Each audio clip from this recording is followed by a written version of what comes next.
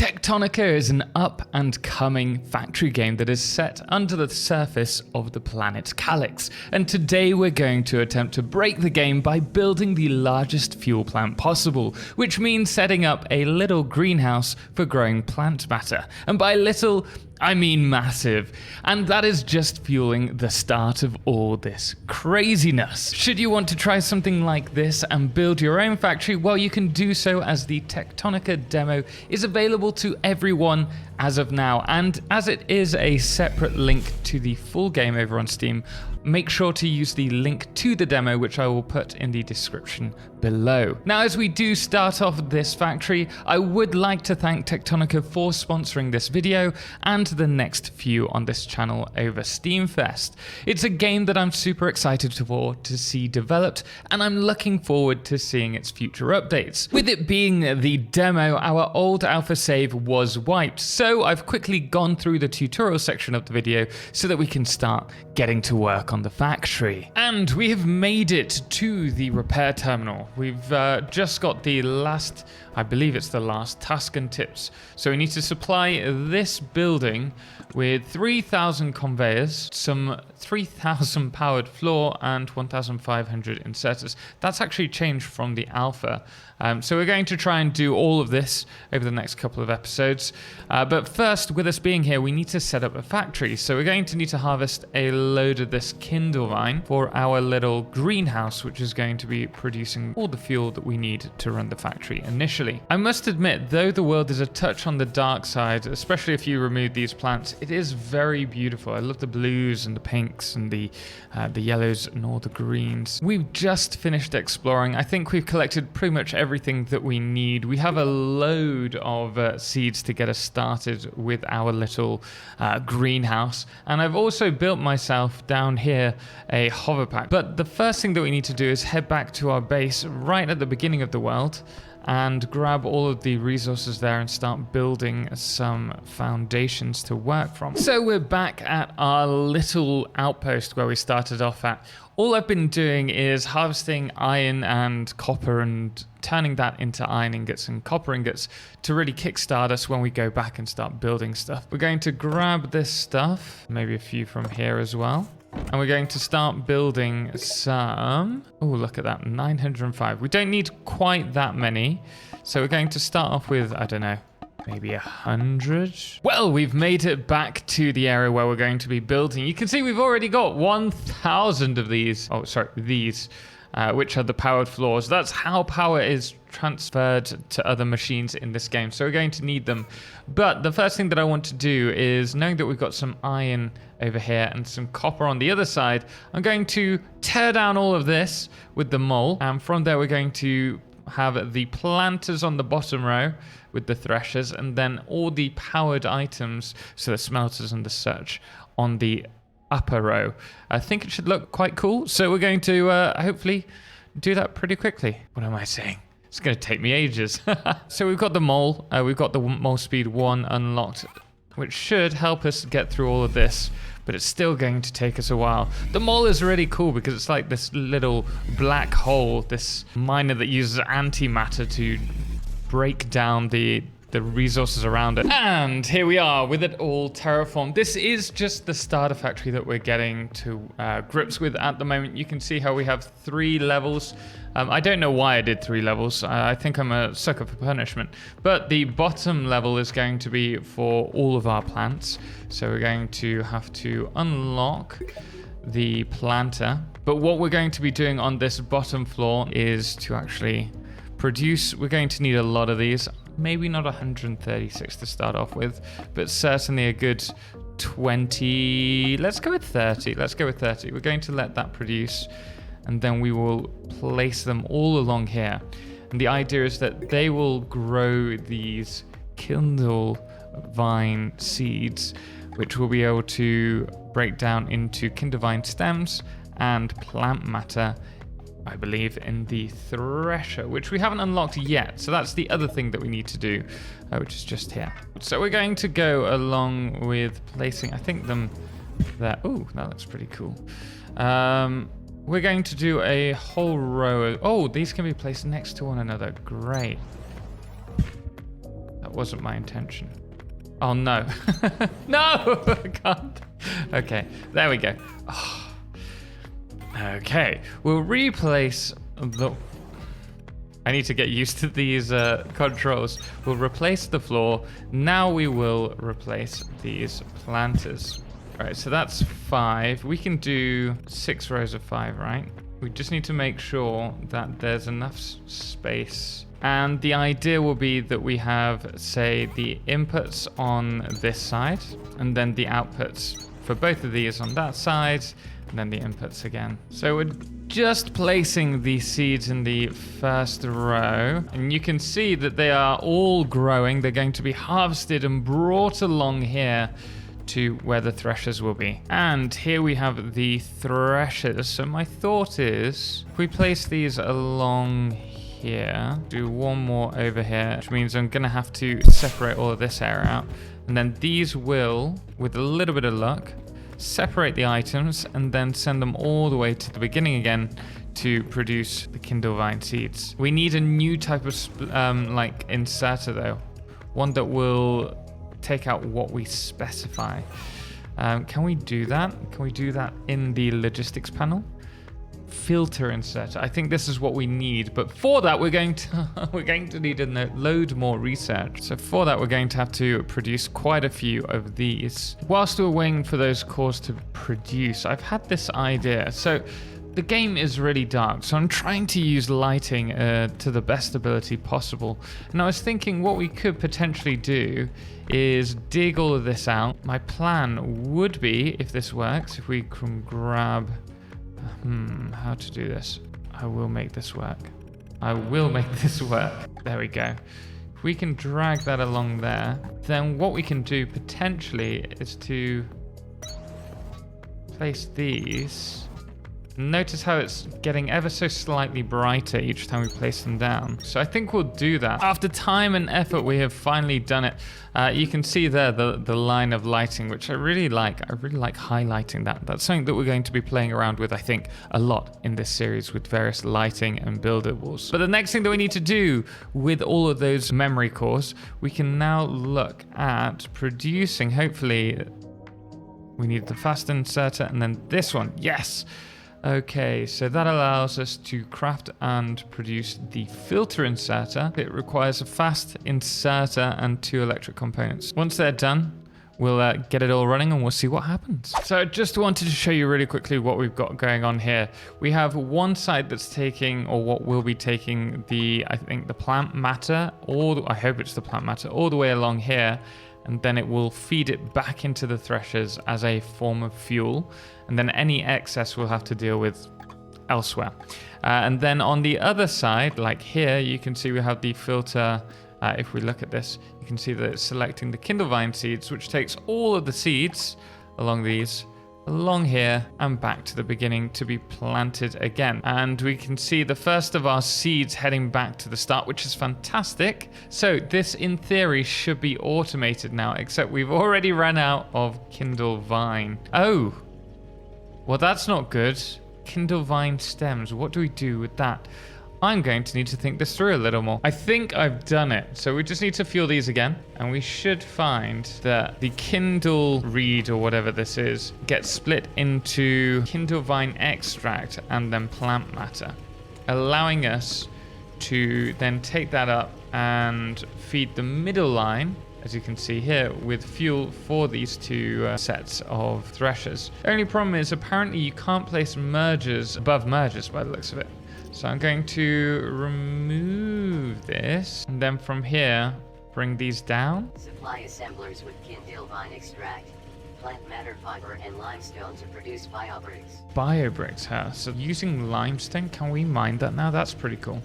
Let's quickly try and work this out. Let's grab some of these extract. Hopefully we can just run it straight in to, there we go. And I need to work out what to do with that for the time being. I guess we could place that over here. Well, the good news is that we have got it running and everything is running, except for, you can see that we have far too much plant matter being produced. So we need to do something with that now. I may have found the solution temporarily. So yes, we are storing the extract in a storage unit over there, but we also have 2 storage units being fed by 4 of the fast inserters, the excess plant matter. And you can see that the reeds or the stems, the Kindlevine stems, are now being able to be produced in here because this is being unsaturated.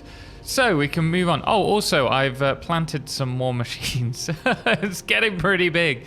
I'd love to double this up, but we need to move on to smelting for the time being. In order for us to harvest all the resources, we're going to have to clean this iron node. This is going to be the first one that we're really going to try and tear apart with multiple miners. And then we also need to do the same with a copper node as well. So we have dug around this little iron node. I've placed down our one little light.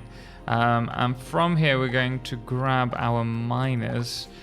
And these extend outwards, so we can place a couple. We're going to need a bit more space. Hopefully that'll hit. And we'll try and feed the miners with some of that plant matter. I've now connected this factory with the plant matter being produced all the way to the miners. It's a bit of a long tunnel and we do need to add lights along here eventually, but this is all going to head around to here, and here we have what will be the fuel running along here and splitting off to each of the miners, and then the miners sending the resources back. And hopefully we'll be able to provide enough fuel for this to run efficiently. You see, now that we're getting the rest of it, the manifold's doing its work, saturating up this section and allowing all the rest to continue through. And finally, they are all running, and that is our ore being sent to our factory, ready to be smelted, but we've still got a lot to do. Goodness me. I'm really enjoying this. Guys, if you do want to check out this game in its demo form right now, do check it out on Steam. I don't know how long it'll be on there, but it's well worth checking out. And you can also help with the development of this game. But before we get to all the smelting, let's try and sort out some assemblers and produce those bio bricks. We'll create a splitter and allow us to receive some of that plant matter and the plant extract. So it's time to place our assemblers. That's these things here. We're going to, I think, have this as close as we can to here. Oh, do we need to choose the recipe? So if we choose this, we can see plant matter, limestone, and Kindlevine. That these should now work. Yes, but it does need to be powered. Bring that down. Perfect. We'll do the same here. And then these will all follow the same system. And then on the other side, we can use these to take out our bio bricks and run them, I don't know where, but for now, this way, I guess. The only thing is, we do need power. In order to do that, we're going to have to build a hand crank for the time being, which means we might have to do a little bit of hand cranking every, I don't know how long, 5 minutes or so, which is fine for the time being. I do love the look of this. Before it was in alpha, it was just an asset waiting to be built, and this actually looks pretty cool. So we've now run that. It's going to last 2 hours. That's pretty impressive. Producing 64 kilowatts, but we have 96 consumed. That's because I've added another one. Regardless, we are producing... That doesn't look like a bio brick. Is that a bio brick? I think it's a bio brick. Definitely not what it shows here, though. Anyway, we are producing that. I'm going to produce another hand crank because I think it will run more efficiently if we have another. 2 hours later. Okay, so perhaps I went a little bit overboard. I started building the cranks, thought it looked really nice along the front, so I decided to do some more. So I think we have about 20 there. I don't really understand with the planters how we're producing so few seeds, because each of those planters were originally filled before moving on to this area. So I would have thought that at each time they harvested them, we'd receive a... They're not even running. Oh, because this is over saturated. Okay, I need to do something with that now. But then there must be a way in which maybe I just need more threshers in order to produce more plants. I'm not sure. I'll have to look into that. But the next thing that we're going to be doing is actually taking some of this across over to this area. Here we have a copper deposit, which I've already mined out. And so we're going to surround this once again with these, and we're hopefully going to be able to pretty much consume the whole thing and send it all to the top floor. I've got to admit, there is one thing that I love about this game, and it's the intelligence of the conveyors. So if we grab this here, notice how we're just dragging it on from an already present line. Well, it automatically sets up a splitter for us, which I think is just so nice. Just a quick little addition that actually goes a long way. And we have finished the setup for the copper. You can see all this copper ore is being sent back to our factory, where it will now go up. Oh, this is another thing that I did. I played around with the lighting. So we have blue lights, we have the red lighting here, and then there's also some white lighting there, which doesn't really show up. But I think it just brightens everything up a little bit, which I like. The next thing that we're going to be doing is to construct the smelters, and from there, the assemblers that we need in order to produce the, well, these foundation pieces. So we're going to grab our smelters. We have 20 ready. That's not too bad. And we also have our copper, our... not copper, what is it? The kindle vine and the iron. And I'm thinking what we can do actually is if we grab this and bring it pretty much centrally down here, we can then grab this one and bring it through the middle. And then we can have our copper ore do the same on the other side. And what this will allow us to do is to use the long hand for feeding the power. And then we can use the smaller one to feed the actual resources. And from there, we're going to have this one central bus running all the way down here, and we'll have 10 of each. At this point, I'm really happy with what we've got going. So this is just the first row of smelters. We are going to have to extend this and make this much bigger in the end, but they are currently feeding the assemblers on this side, 3 of which are producing wire, and the other 3 are using that wire along with the iron ingots to produce the foundation pieces that we're currently using, which are then being fed into here. So as you can see, we have 1,110 of these already prepared. In fact, we can get ready to send them off. I really wanted to make this a much larger fuel plant, but unfortunately, there doesn't seem to be many seeds being fed back in. And I think that's possibly to do with the lack of threshers here. I think we're going to add a few more threshers to this line, and hopefully that'll speed up the production. So we're going to add a few more of these, and hopefully that will increase the efficiency. We have a series of threshers producing the fuel from the kindle vine. We've built this section of planters, but until we find the reason why we're not getting more seeds, there's not much more point in extending this, though I want to do a massive factory on this. We're slowly producing those bio bricks, and I'm not being funny, but these bio bricks do not look like bio bricks. It's like blue gunk. I also overcompensated with all of these hand cranks. We've got a copper mine which is oversaturated currently, so we're going to have to extend this in the next one. And we also have an iron mine which similarly is oversaturated currently. And then upstairs we also have a smeltery producing iron and copper ore, and not to mention a series of assemblers which at the moment, with the lines being saturated up, they're on pause. Actually, I wonder why they're on pause, because these lines are saturated. Oh, we're going to need to upgrade these with faster outputs. In fact, let's just drop those off here while we still got a chance.